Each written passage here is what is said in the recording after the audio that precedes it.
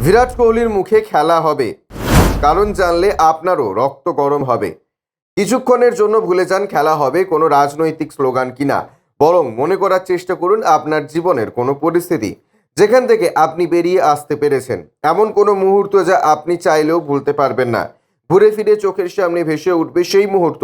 বিরাট কোহলির কেরিয়ারে এমন হাজারো মনে রাখার মতন মুহূর্ত রয়েছে, কিন্তু আমার, আপনার এবং বিরাটের কেরিয়ারের একটি মুহূর্ত আজীবন আলাদা জায়গায় নিয়ে থাকবে। একটু ফ্ল্যাশব্যাকে যাওয়া যাক। বছর দুয়েক আগের মেলবোর্ন ক্রিকেট গ্রাউন্ড, তারিখ 23শে অক্টোবর, পরদিন দিওয়ালি, আলোর উৎসব। ভারতীয় ক্রিকেট প্রেমীদের কাছে যদিও একদিন আগেই সেই সুযোগ এসেছিল সৌজন্যে বিরাট কোহলি। এবার সেই তারিখটাই নিয়ে একটু কথা বলা যাক। টি-20 বিশ্বকাপ, অস্ট্রেলিয়ার মেলবোর্ন ক্রিকেট গ্রাউন্ডে প্রায় 1 লক্ষ দর্শক, মুখোমুখি ভারত পাকিস্তান। বিশ্বকাপের মঞ্চে পাকিস্তানের বিরুদ্ধে বরাবরই ভারতের আধিপত্য, কিন্তু সেবার পরিস্থিতি সামান্য ব্যতিক্রম ছিল। তার আগে টি-20 বিশ্বকাপ অর্থাৎ 2021 সালে ভারতকে 10 উইকেটে হারিয়েছিল পাকিস্তান।